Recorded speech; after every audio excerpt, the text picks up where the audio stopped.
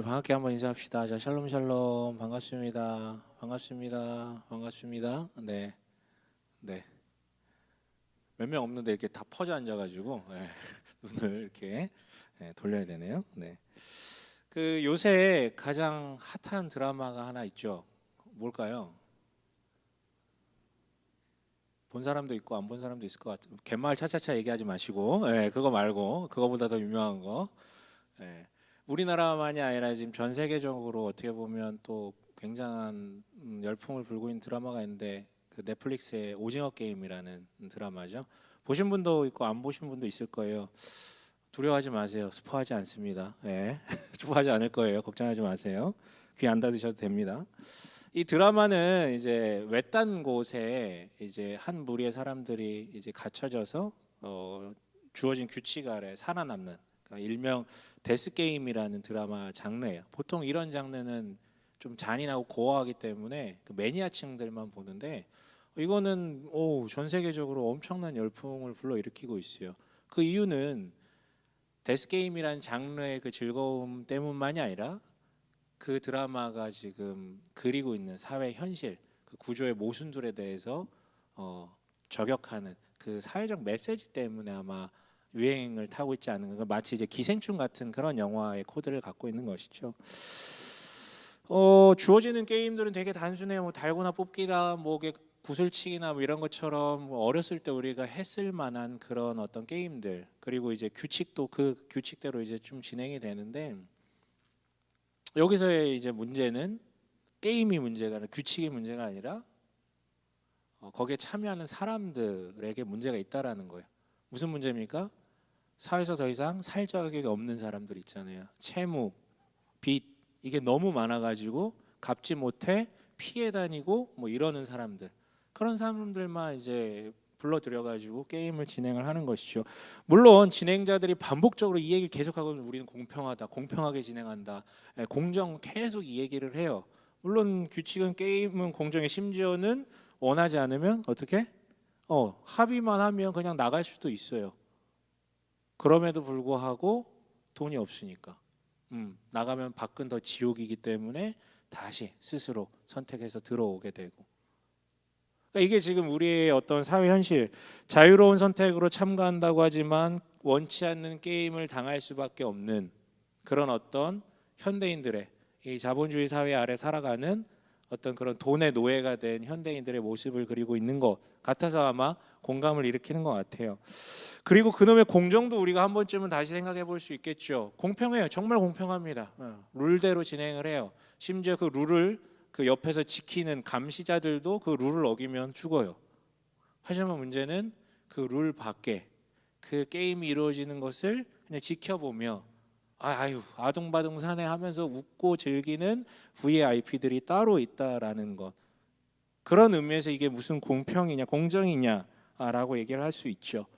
물론 그래서 좀 많이 어둡고 그래서 뭐 세상을 이렇게 불편하게만 보냐라고 또 타박할 수도 있겠지만, 정작 중요한 얘기를 제가 하지 않은 것 같아요. 진짜 중요한 얘기는 뭐냐면, 만약에 이런 드라마들이 그리는 사회 현실을 보고 불편하다면, 불편하기만 하다면, 혹은 한낱 유흥으로 그 드라마를 보고 바로 그냥 아유 저렇게 비참하게 사는 사람들에게 공감하려 하는 노력 없이 TV를 꺼버린다면,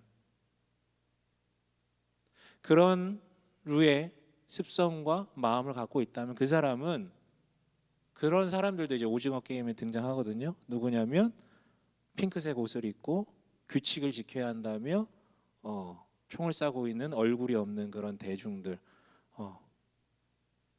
만약에 그냥 공감하지 못하고 불편하기만 하고 그냥 재미로만 본다면,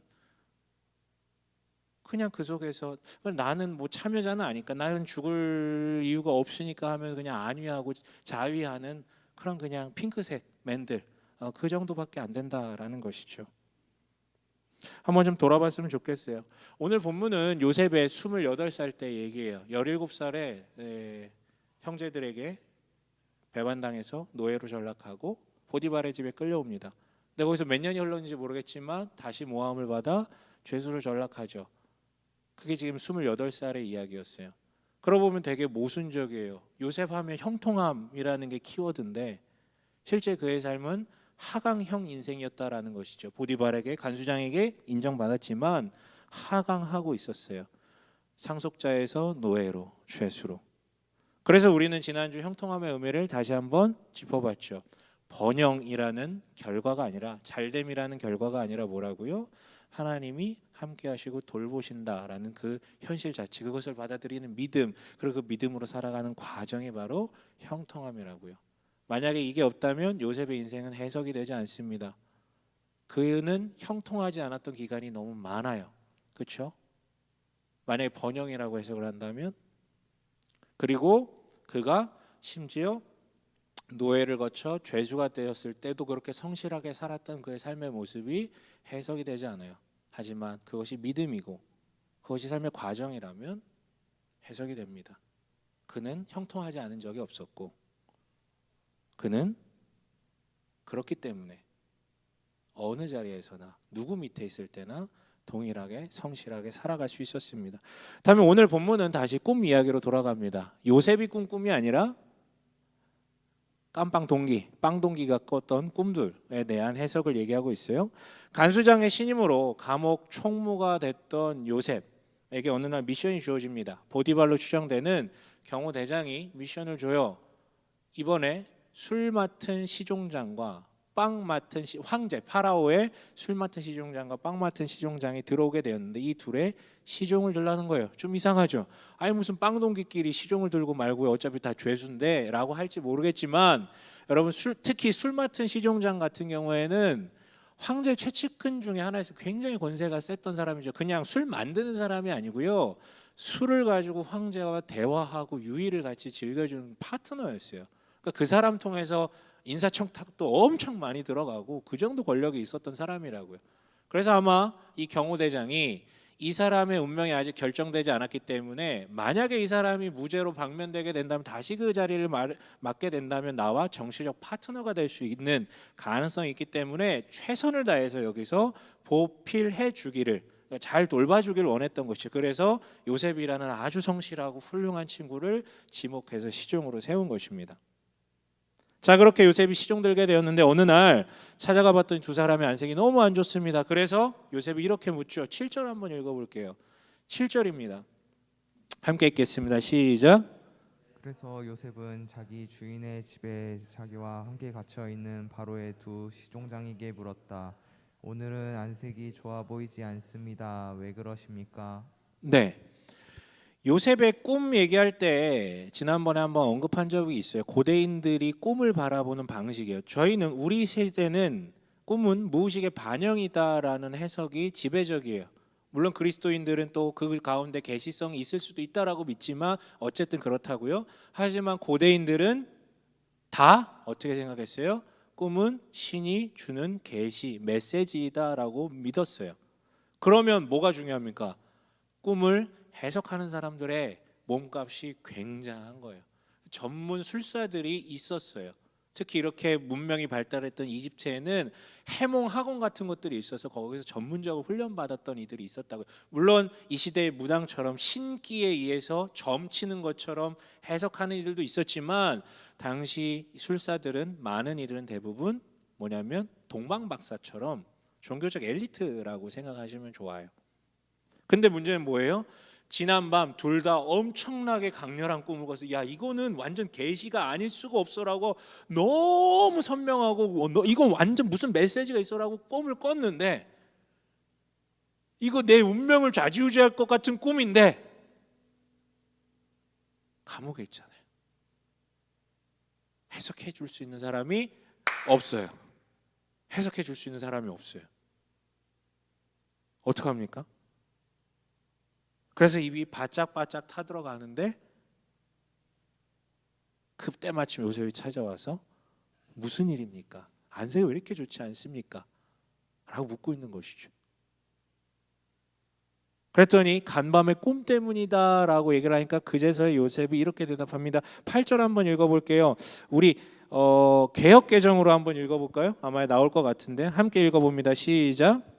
해석은 하느님께 있지 있지 아니하니까 청하건대 내게 이르소서. 네, 해석은 하나님께 있지 아니하니까 청하건대 내게 이르소서. 그래서 그들의 꿈을 듣습니다. 그리고 바로 그 즉시 해석을 해줍니다. 근데 여러분 여기서 뭔가 조금 이상하지 않으세요?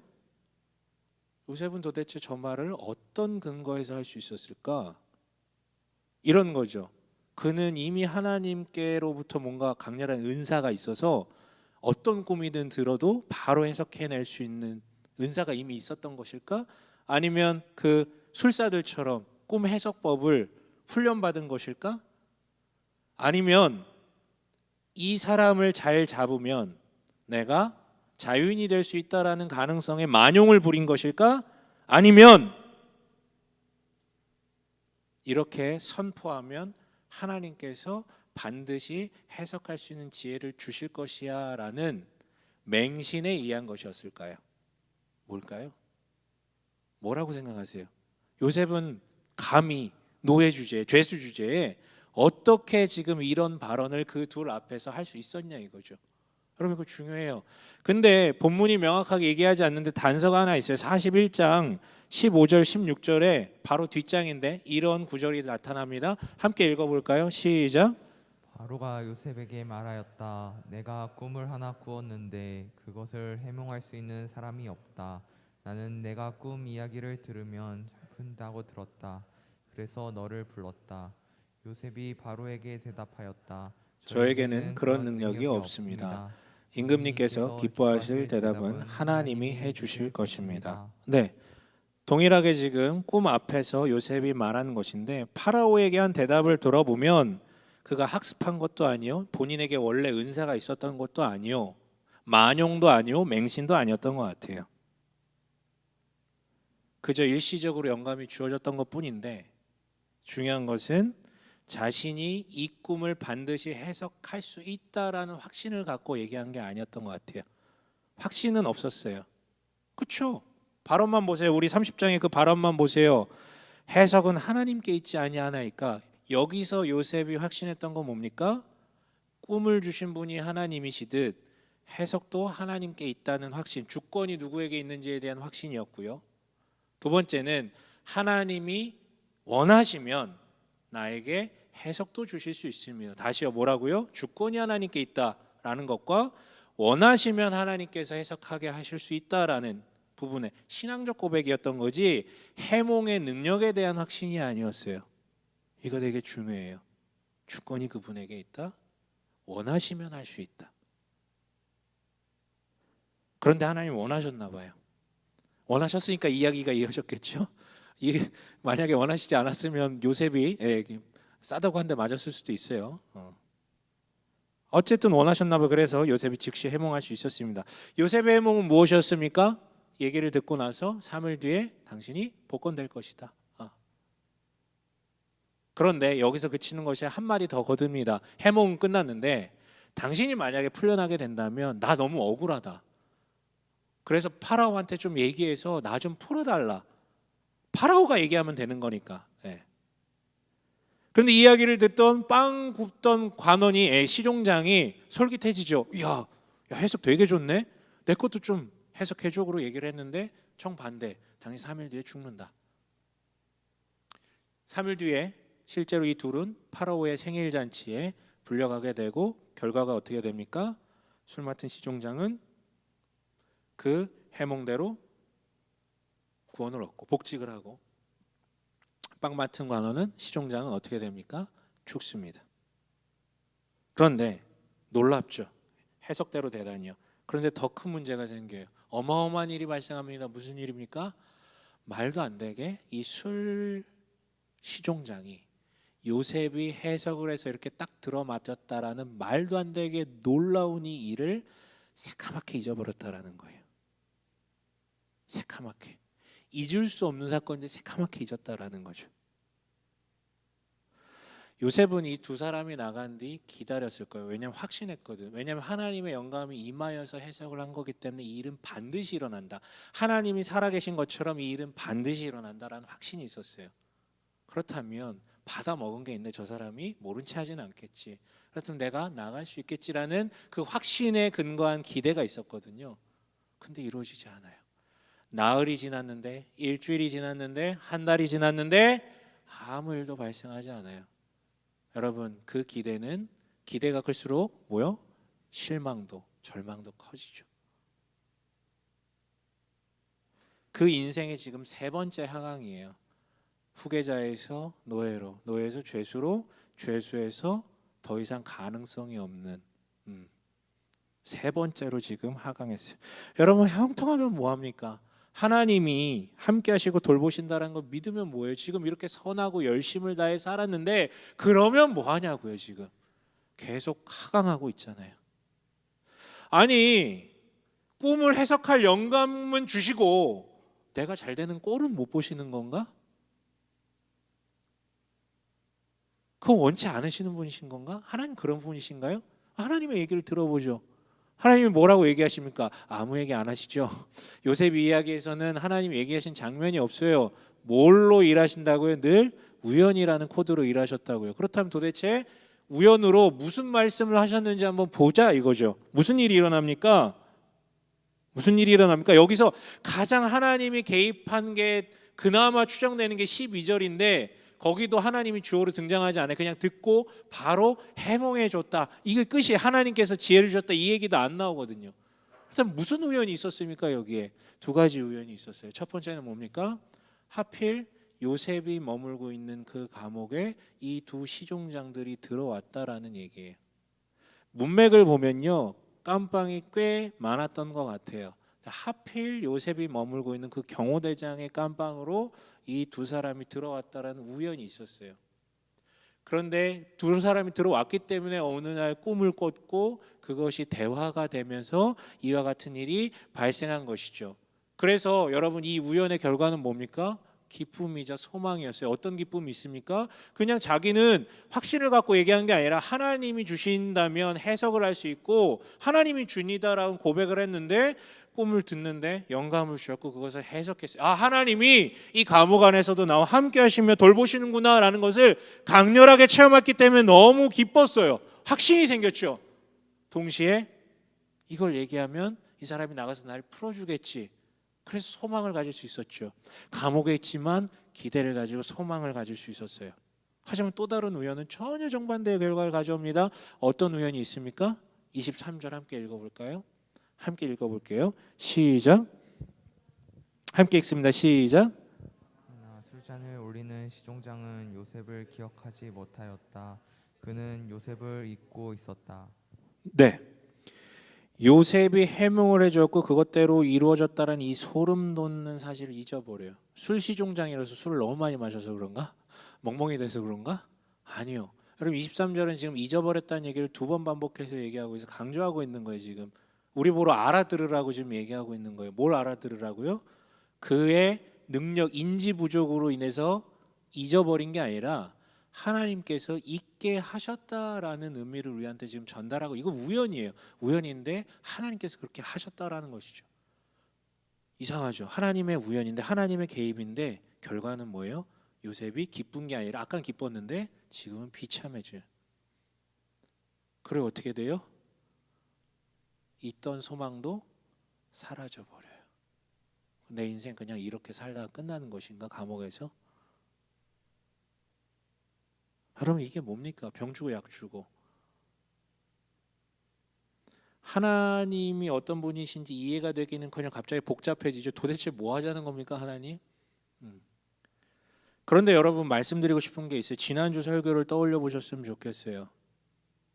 그럼에도 불구하고 요셉은 지금 그 술 시종장이 다 까먹어 버렸음에도 불구하고 지금 요셉은 여전히 형통하다는 사실이요. 왜? 형통함이 뭐라고요? 하나님이 함께 하시고 돌보시고 계신다라는 그거요.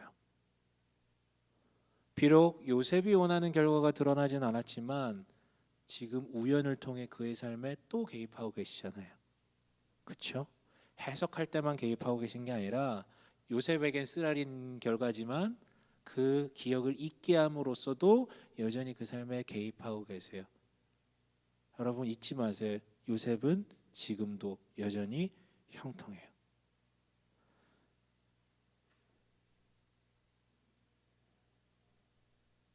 물론 역설적으로 보이죠. 여전히 형통한데 낙심하게 되는 이 현실이요. 형통의 역설이랄까요? 그렇다면 여러분 어떻게 이해해야 됩니까? 이걸 어떻게 받아들여야 돼요? 그런데 여러분 설상가상으로 더 문제는 뭐냐면 이러한 요셉이 겪었던 형통함의 역설은 예수를 믿는 모든 이들에게도 당연히 찾아올 수밖에 없는 현실이라는 거예요. 동일한 문제에 노출될 수 있어요. 그러니까 당신이 분명히 예수를 구주로 고백하고 영접하고 받아들였다면 하나님은 당신과 늘 함께 계시고요. 돌보시고 계세요. 여러분 이거 우리 믿음의 고백이에요. 뭐라고요? 여러분이 정말로 하나님을 예수를 나의 그리스도요 구주로 고백을 했다면 함께 하시고 돌보시고 계시다고요. 결과물과 상관없이. 그런데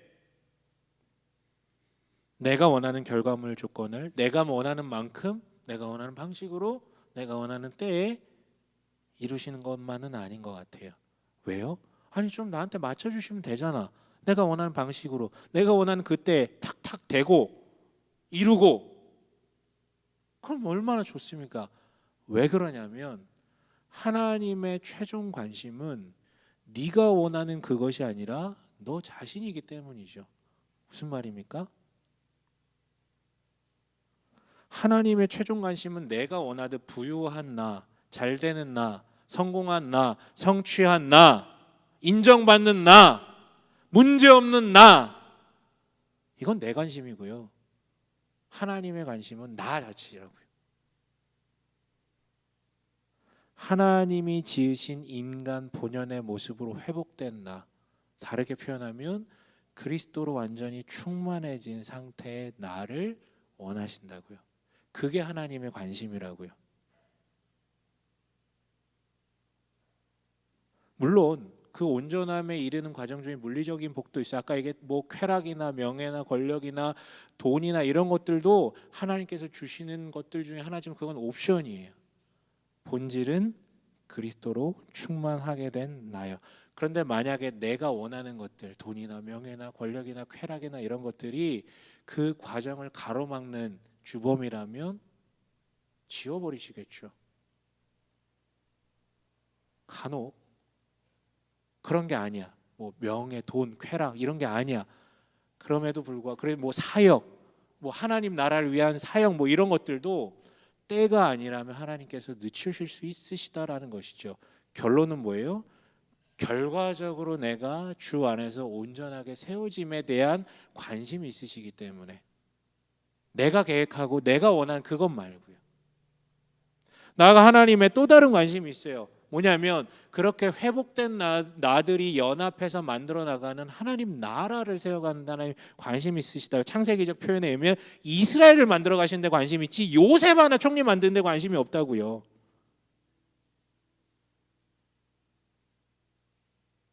뜬금없지만 여러분 물어보고 싶어요. 여러분 혹시 근데 이게 문제이거든요. 여러분 물어보고 싶은데 혹시 시종장들이 무슨 죄 때문에 지금 여기 끌려오는지 아세요? 아세요? 알면 이상하죠. 왜냐면 성경에 얘기를 안 하고 있는데 어떻게 알아요 그거를? 뭐 보여? 그거 이상한 거예요? 몰라요. 왜? 성경이 얘기하지 않고 있을까? 중요하지 않으니까. 맥락에 상관이 없으니까. 아니 근데 실제로도 중요하지 않아요. 왜냐면 그 이후의 과정을 보세요.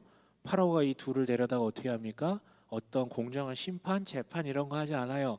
그냥 지 기분에 따라 술 맡은 자는 복권, 빵 맡은 자 매달아 죽여. 재수 없어. 재판도 없어요. 그냥 파라오의 한마디예요. 그의 기분에 따라 정의와 공의가 그냥 왔다 갔다 하는 거예요. 다음 장에서 여러분 우리는 알고 있어요. 이미 알고 있어요. 요셉이 파라오의 꿈을 해몽함으로 총리가 된다는 거 알고 있어요. 이거 여러분 하나님의 개입이고 놀라운 은혜죠. 하지만 다르게 보면요.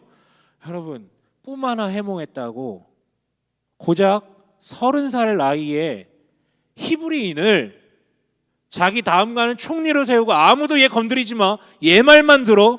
이게 정상적입니까? 이게 정의로운 것입니까? 물론 그랬기 때문에 요셉이 총리가 될 수 있었죠. 그 정도 인간이 파라오였기 때문에.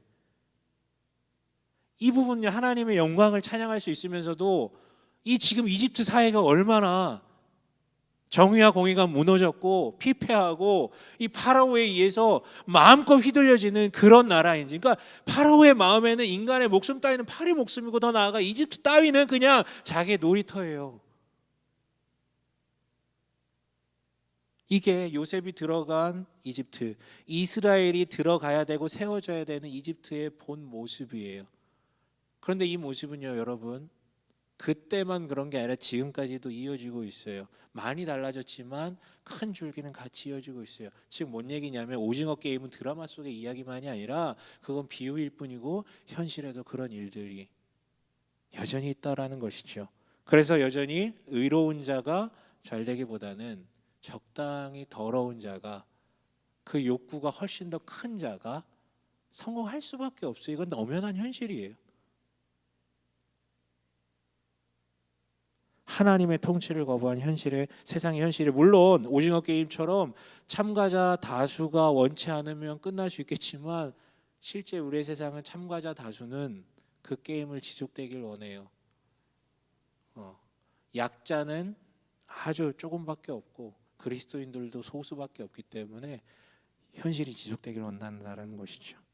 그래서 여러분, 하나님께서 함께 하시고 돌보심에도 불구하고 현실이 녹록치가 않은 거예요. 하나님의 관심이 잘 되는 나가 아니라 내가 하나님의 형상으로 온전해지는 것에 있고, 또 뭐요? 이 세상이 하나님의 통치를 받아들이기보다 자기 중심으로 각인된 사람들이 지배하는, 그렇게 굴러가는 세상이기 때문에, 이게 바로 그래서 형통의 역설이죠. 함께 하시고 돌보신다는데 내 삶이 피곤할 때가 너무 많은 것. 그래서 그리스도의 삶은요, 정말 기쁠 때도 있지만 때로는 내 삶이 노예 같고 감옥에 갇혀 있는 것 같기도 해요. 하나님이 함께 하심을 믿는데 함께 하긴 하는데 어디 있어? 창살 바로 옆 밖에 있어. 나는 안에 있고. 이럴 때가 있다니까. 이렇게 느껴질 때가 있다니까요. 아니요, 여러분. 그런데 여러분, 다시 한번요, 인간은 백지 상태에서 시작한 게 아니라 자기 중심성으로 편만한 죄된 상태며, 세상은 백지 상태가 아니라 오징어 게임의 현실이라고. 이 토대 아래서 그런데 하나님께서 일해 나가신다고. 나 같으면 이거 진즉에 버려버리죠. 폐기해버리죠. 다시 시작하죠. 무슨 미련이 있어서, 능력도 좋은데, 능력도 좋으신 분이요. 그런데 이 엄청난 페널티 가운데서도 꾸준히 일을 하세요. 두 가지 관심이 있다 그랬죠. 내가 온전한 하나님의 형상으로 세워져 가는 거. 근데 베이스가 뭐라고요? 죄인이라고. 자기 중심성 안 버리려고 그러는 인간이라고요. 근데 그걸 어떻게든 끌어가지고 이렇게 이어가는 과정을 하시느라 굉장히 쉽지 않아요. 근데 그 터전들이 뭐예요? 그 사람들이 사는 터전이 오징어 게임이라니까. 그런데 이 말도 안 되게 많은 페널티가 부여된 이 상황 속에서도 하나님은 열심을 내어서, 지혜를 내어서 그 틈을 비집고 들어가서 하나님 나라를 세워가시고 우리를 의인으로 만들어가고 계세요. 얼마나 대단한 것입니까? 단 한 번도 포기한 적 없죠. 심지어는 어떻게 해요? 본인이 직접 오셔서 게임의 참가자가 되시잖아요. 죽으시잖아요. 십자가까지 지셨던 게 그 증거죠. 절대 포기하지 않는다. 견디자, 버티자. 내가 너와 함께하고 돌본다. 여러분, 미약한 게 아니라 강한 것이죠. 여러분, 그래서 여러분, 그런데 사실 이렇게 얘기하면서도 이게 누군가에겐 되게 구차한 이유로 들릴 수도 있어요. 그래서 결국은 믿음입니다. 당신에게 하나님은 어떤 분이십니까? 하나님 정말 함께 하시고 돌보시는 분이십니까? 해석을 주시는 분이십니까? 부요함도 하나님께 있는 분 맞습니까? 우연이라는 코드로 내 삶에 일하시는 분 맞습니까? 정말로 나를 그런 목적을 가지고 일하시고 하나님 나라를 세워가시려는 목적으로 우리를 이끌어 가시는 분, 그런 분 맞냐 이거죠. 그 믿음이 있을 때 현실의 비참함에 빠지지 않게 하고 포기하지 않게 하고 도리어 정신 차리고 다시금 선한 경주를 할 수 있게끔 우리를 독려하게 만드는 것이죠. 그런데 이런 삶의 모습을 보인 자가 있어요. 오늘 본문의 요셉이요. 다시 한번 8절 읽어볼게요. 개역개정이요. 여기 앞에 나옵니다. 함께 읽습니다. 시작. 해석은 하나님께 있지 아니하니까 청하건대 내게 이르소서. 네, 지난밤 그냥 가서 안색이 둘 다 너무 안 좋아서 물어봤어요. 근데 둘 다 동일하게 우연히도 꿈을 꿨다라고 얘기를 해요. 꿈 때문에 그렇다라고 얘기를 해요. 그리고 마침 나는 여기 있어요. 술사들은 없고. 이 우연으로 맺어진 이 상황 속에 하나님께서 주도하신 것이라면 내가 그 꿈을 해석할 수 있다라고 언급합니다. 다시 말하지만 요셉은 때와 방법을 몰라요. 그냥 신앙적 고백을 한 거예요. 주도권 하나님께 있고 원하시면 해석해 줄 수 있습니다, 그분이. 그런데 그 믿음을 가지고 주어지는 우연이라는 상황 앞에 지금 적극적으로 반응하고 있는 것이죠. 꿈을 주신 것이 하나님이시며 해몽하시는 것도 하나님이시고 우연을 주신 분이 하나님이시라면 그것을 해석하는 분도 하나님이시고 지금 나의 현재 상황과 조건을 주신 분이 하나님이시라면 그것을 해석하고 이길 힘을 주시는 분도 하나님이라고요. 단지 나는 그가 나와 함께 하시고 돌보신다라는 것을 믿을 뿐이죠. 내 원대로 되지 않더라도 그 믿음은 남아있어요. 쓰러지지 않습니다. 그건 틀림없으니까요. 그래서 억울하고 슬플 수 있지만 포기, 자멸 여기엔 빠지지 않습니다. 여러분 스스로에게 물어봅시다. 해석은 하나님의 것이 맞습니까? 당신의 소유는 하나님의 것이 맞습니까? 아깝지 않으세요? 성취는 하나님의 것이 맞습니까? 인정받는 것은 하나님의 것이 맞습니까? 나의 삶의 목적은 하나님의 것이 맞습니까? 쾌락은 하나님의 것이 맞습니까? 지금 이런 질문들에 대한 대답이 누구의 것인지, 즉 하나님의 것인지 나의 것인지 그 대답이 당신의 믿음에 대한 대답이에요. 그리고 그 대답이 여러분이 세상을 바라보는 시각이 될 것이고 그 시각의 근거에서 여러분들을 하루하루 살아나갈 것입니다. 여러분 오늘 이야기의 시작에 그런데 한번 주목해 봤으면 좋겠어요. 7절 한번 읽어볼까요? 함께 읽겠습니다. 시작. 그래서 요셉은 다시요. 7절이요. 시작. 그래서 요셉은 자기 주인의 집에 자기와 함께 갇혀 있는 바로의 두 시종장에게 물었다. 오늘은 안색이 좋아 보이지 않습니다. 왜 그러십니까? 네, 여러분 본문 이야기의 시작은 이거예요. 요셉이 물어봤어요. 오늘 안색이 너무 안 좋은데요. 도대체 왜 그러신가요? 이게 이 이야기 시작이라고 했죠. 여러분 그렇다면 요셉이 왜 그러십니까? 라고 물어봤던 것은 우연입니까? 필연입니까? 하나님께서 그 마음을 감동해서 물어본 거예요? 아니면 요셉이 원래 그런 사람이어서 안타깝게 여기고 물어본 거예요? 뭔 것 같으세요?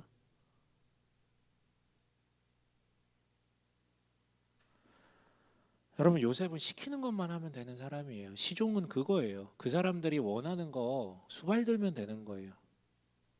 그런데 묻지 않아도 되는데 물었어요.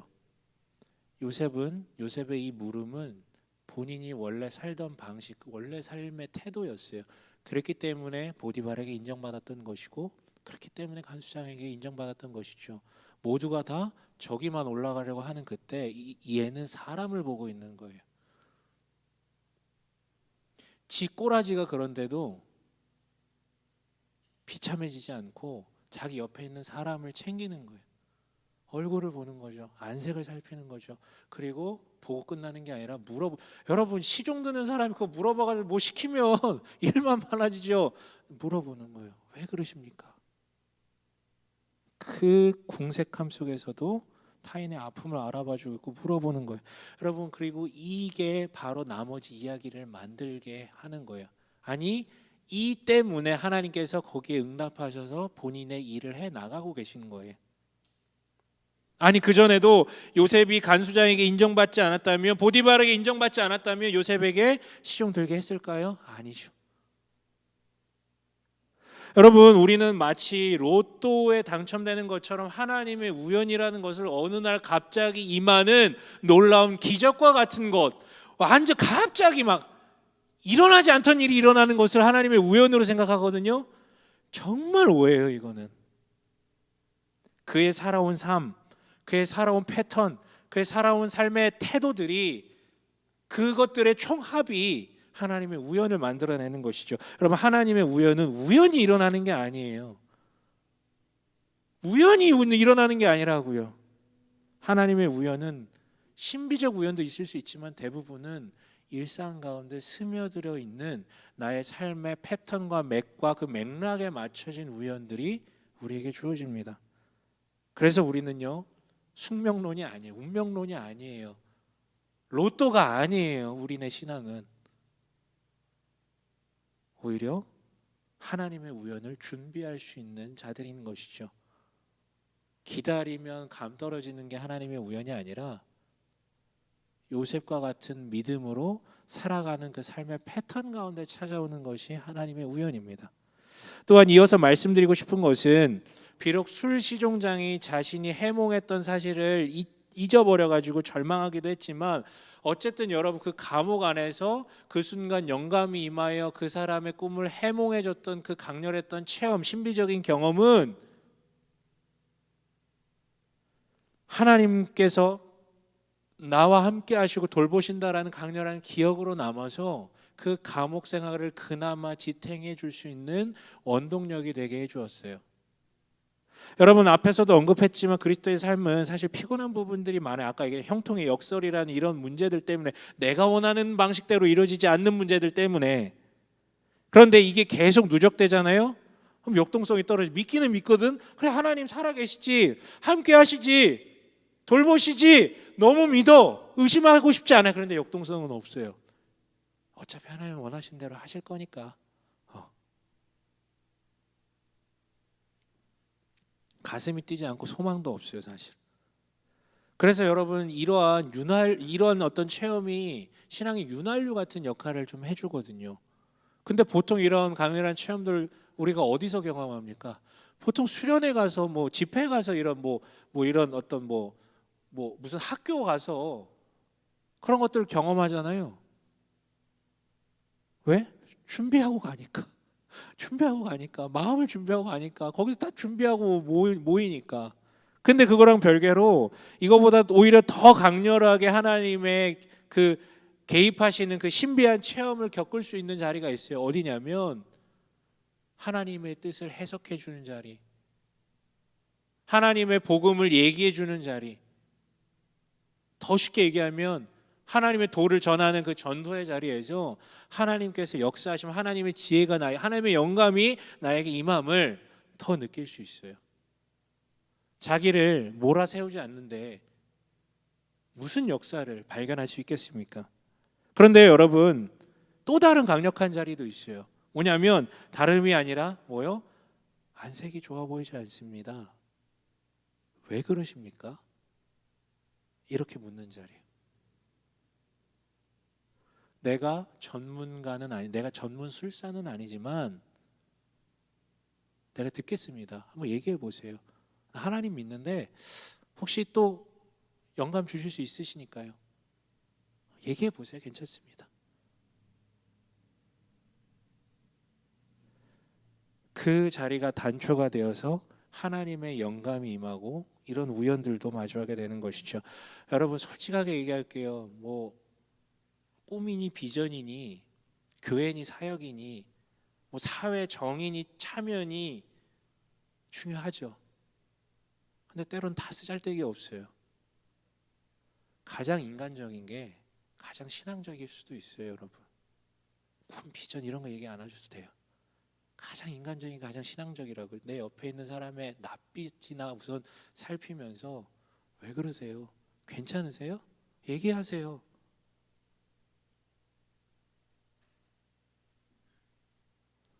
최소한 주변 사람들의 안색을 살필 수 있기만 해도 된다고요. 여러분, 남에게 아무 관심 없는 자를 통해서는 하나님의 우연이라는 것은, 하나님이 주신 신비한 체험이라는 것은 일어날 수가 없죠.